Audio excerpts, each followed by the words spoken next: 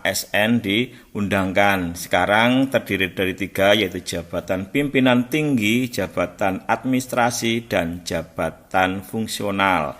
Ini sering disebut dengan JPT, jabatan administrasi sering disebut dengan JA, kemudian jabatan fungsional sering disebut dengan JF. Nah, misalkan kalau dulu guru itu masuk ke jabatan fungsional.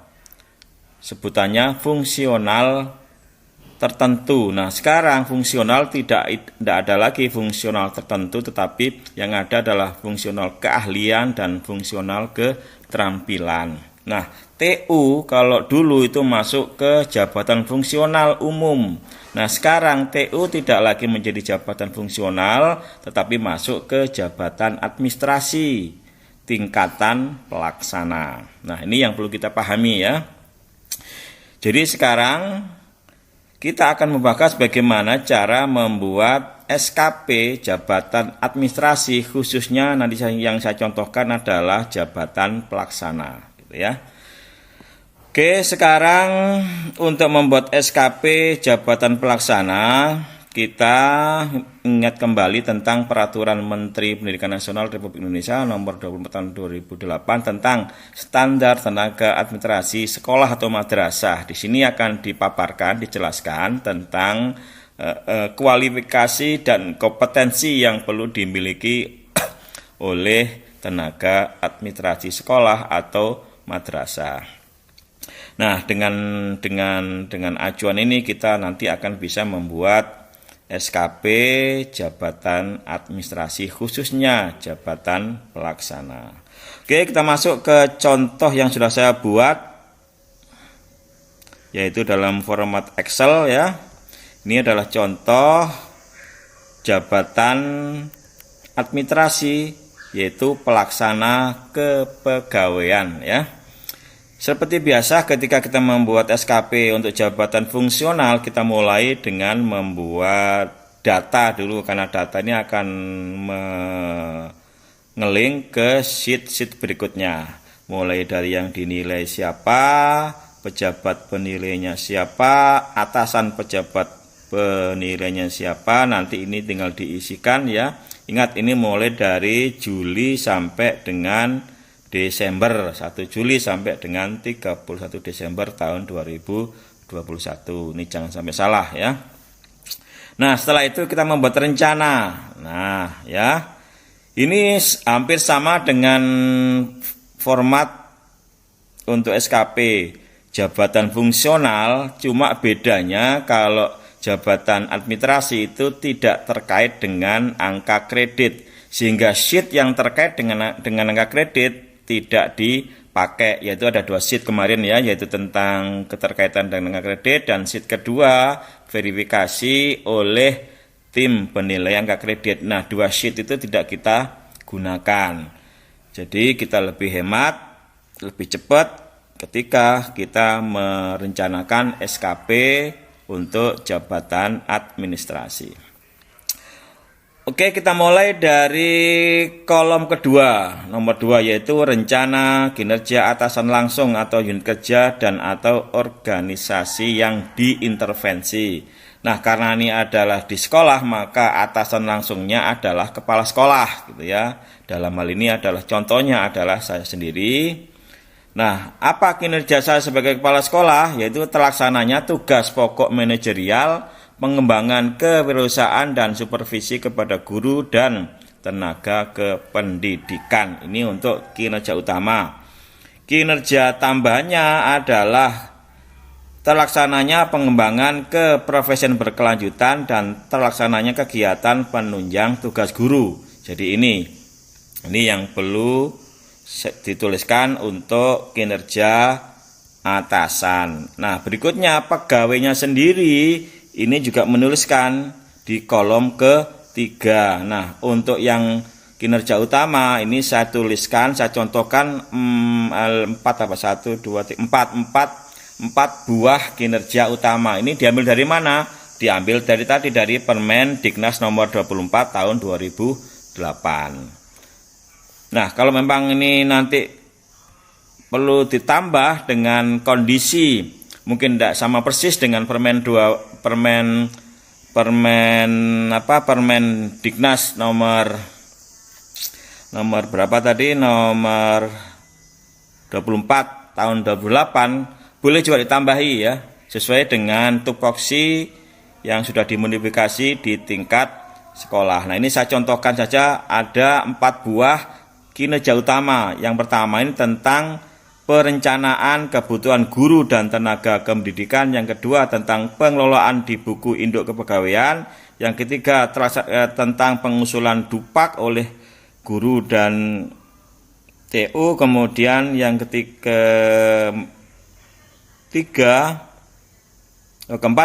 keempat adalah tentang kenaikan pangkat. Yang terakhir adalah laporan kepegawaian. Kelima-limanya ini adalah tugas pokok atau tugas utama dari tenaga administrasi di urusan kepegawaian. Nah, kemudian aspeknya ini sebenarnya ada 3, yaitu ada 4 malah, kuantitas, kualitas, kemudian waktu dan biaya. Ini keempat aspek itu tidak harus kita masukkan semuanya, minimal ada aspek kuantitas. Nah, supaya tidak menyulitkan, saya contohkan saja satu aspek saja, kuantitas. Kualitas saya hilangkan, waktu saya hilangkan, biaya juga tidak perlu. Supaya gampang, maka aspeknya hanya kuantitas gitu ya. Kemudian misalkan terbuatnya perencanaan kebutuhan guru dan tenaga kependidikan. Ingat, kalimatnya ini tidak boleh diawali dengan kata kerja, bukan menunjukkan kegiatan, tapi menunjukkan target atau hasil yang akan dicapai. Maka redaksinya harus diubah, terbuatnya ya, bukan membuat gitu ya. Ini juga begitu. Yang kedua, bukan melaksanakan tapi terlaksananya gitu ya. Ini redaksi yang harus diperhatikan, beda dengan redaksi model SKP yang lama. Kuantitasnya apa?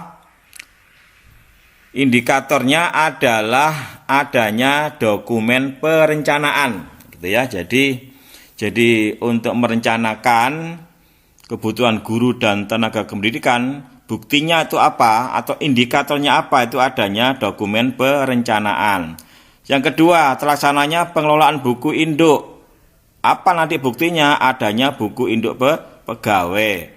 Kemudian terlaksananya usulan dupak dari guru. Apa nanti indikatornya? Ya tentu adanya usulan dupak. Kemudian terlaksana usulan kenaikan pangkat, maka indikatornya adalah adanya usulan kenaikan pangkat. Kemudian yang terakhir, terlaksananya pembuatan laporan kepegawaian. Apa indikatornya? Adalah adanya laporan kepegawaian. Ini semua disebut dengan IKI atau indikator kinerja individu. Nah, targetnya, kalau namanya rencana ya dokumen, berupa dokumen, berapa dokumen? 1 ya. Kemudian kepegawaian, terlaksana pengelolaan buku induk. Nah, kalau misalkan ada 40 guru dan TU, maka nanti targetnya adalah ada 40 apa? 40 catatan ya. Jadi nanti setiap tahun kan dicatat gitu ya, dicatat, maka nanti kalau ada 40 pegawai dan guru, maka nanti targetnya adalah 40 catatan. Kemudian dupak. Nah, dupak ini aturannya itu kan per tahun usul ya, maka nanti ditargetkan, maka nanti kalau ada 20 guru maka ditargetkan 20 guru yang ASN ya atau yang PNS, maka nanti ditargetkan 20 usulan ya. Satuannya adalah usulan. Kemudian kenaikan pangkat, misalkan dalam 1 tahun nanti ditargetkan 1 usulan ya, 1 usulan. Misalkan yang lain belum waktunya kenaikan pangkat, hanya 1 orang yang sudah waktunya naik pangkat, maka targetkan 1 usulan. Kemudian laporan kepegawaian. Nah, laporan kepegawaian itu kan diminta tiap bulan. Kalau ini 6 bulan, ini kan dari Juli sampai Desember 6 bulan, maka ditargetkan 6 bulan laporan ya. Jadi di satuannya ada yang dokumen, ada yang catatan, ada yang usulan, ada yang laporan tergantung dari rencana kinerja.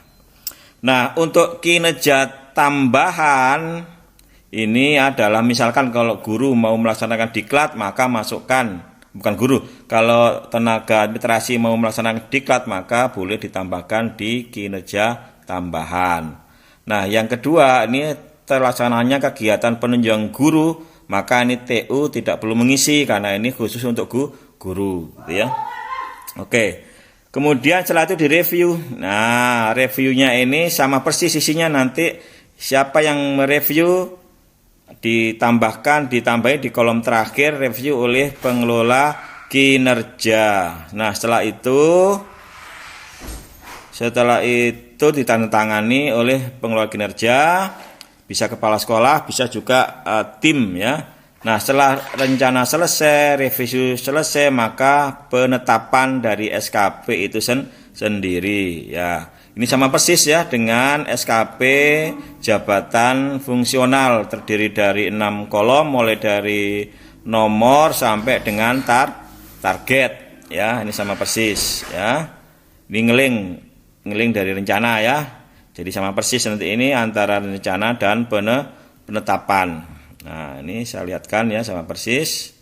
Nah, berikutnya dinilai di capaian. Nah, untuk menilai ini sama caranya dengan jabatan fungsional ya, sama dengan jabatan fungsional. Nanti tinggal dipelajari bagaimana cara menilai di video keempat ya, seri SKP nomor 4, nanti dipelajari bagaimana menilai SKP dari jabatan fungsional yaitu guru. Nah, caranya sama. Nah, nanti seperti itu. Nah, atau mungkin barangkali supaya Bapak Ibu sekalian sobat pembelajar paham, saya contohkan saja ya supaya nanti paham langsung di sini. Nanti kalau belum paham ya silahkan dipelajari lagi di video seri keempat tentang SKP. Nah, intinya bahwa menilai dari capaian itu kalau melebihi target maka sangat baik. Kalau kurang dari target maka cukup, bisa juga kurang, bisa juga sangat kurang. Tapi kalau sama dengan target maka kategorinya adalah baik. Oke, contoh ini ya, contoh. Misalkan, nah ini masih belum ada isinya, saya copy aja biar ada isinya. Nah, gini ya. Terbuatnya perencanaan kebutuhan guru dan tenaga kependidikan. Nah, targetnya adalah 1 dokumen. Perhatikan, 1 dokumen. Bila terrealisasi 1 dokumen, itu artinya target sama dengan realisasi. Maka capaian iki 100%. Maka kategori baik ya. Kemudian nilainya 100 ya. Kenapa 100? Ini sudah ada tabelnya. Kalau baik itu pasti 100. Kalau sangat baik 120. Kalau cukup nanti nilainya adalah 80. Ini sudah ada tabelnya. Kemudian nomor 2. Kuantitasnya adalah 10 catatan. Tercapai juga 40 catatan, 100%. Ini contohnya gitu ya. Maka baik. Nah, misalkan untuk yang usulan dupak ya, untuk usulan dupak ini ditargetkan usulan 20 usulan, tetapi melebihi target yaitu 25 usulan. Maka melampaui target 125%. Dari mana? 25 dibagi 2, 20. Nah, kemudian untuk yang usulan kenaikan pangkat, misalkan ditargetkan ini 1, ternyata 2 gitu ya, ternyata 2, maka ini 200%. Kalau melampaui target maka sangat baik, kategorinya juga sangat baik. Ini sama ya, sama, kemudian nilainya 120. Nah, kemudian untuk yang tugas kinerja tambahan ini tergantung dari lingkup ya, lingkup. Kalau lingkupnya itu sekolah maka 1 skornya. Kalau di luar sekolah maka lingkupnya sekolahnya 2. Kalau antar daerah atau nasional maka lingkupnya 3. Maka nanti ini tinggal dimasukkan saja. Misalkan kalau pelatihan itu lingkupnya nasional maka ini isi angka 3. Kalau di tingkat daerah maka ini 2. Maka ini akan berubah nilainya di sini 1,6, ini juga 1,6. Nah, ini kalau ini adalah nilai dari kinerja. Misalkan kalau 100 maka ini ketik 100. Misalkan kalau ini 120 atau sangat baik maka ini ketik 120. Nah, maka otomatis menjadi 2,4. Misalkan ini kalau cukup makin 80 maka ini 0,96 gitu ya. Karena ini adalah 100 maka salingkan jenis 100 maka menjadi 1,6 ya. Ini. Nah, berikutnya nanti ini di rata-rata untuk kinerja utama dan dijumlah untuk kinerja tambahan menjadi 111,6. Nah, ini ya. Ini cara menilai. Nah, berikutnya kita akan menilai perilaku kerja. Nah, perilaku kerja ini sama juga caranya seperti kita menilai pada jabatan fungsional. Kalau jabatan fungsional kemarin itu ada guru utama, ada guru madya, ada guru muda, ada guru pertama. Nah, kalau jabatan administrasi ini ada sebutan administrator, ya ini administrator, ada juga sebutan pengawas, ya. Tingkat pengawas yang ini ya, ada juga tingkatan pelaksana. Ini beda-beda cara menilainya gitu ya. Beda-beda cara menilainya.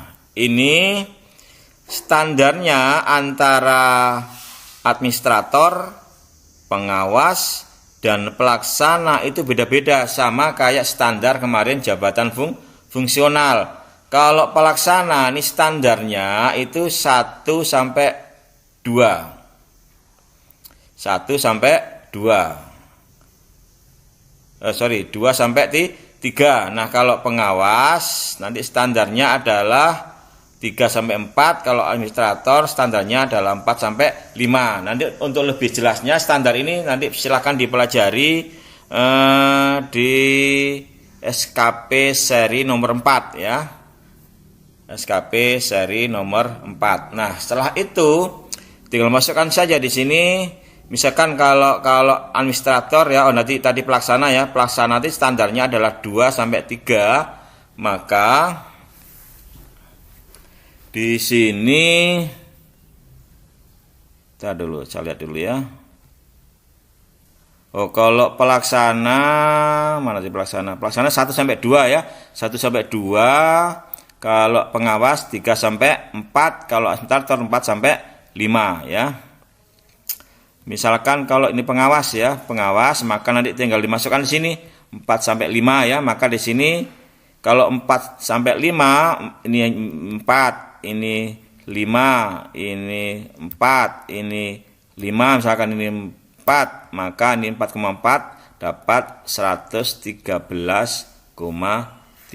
Itu misalkan ya. Nah, nanti ini dipelajari saja kalau masih bingung di sini ya.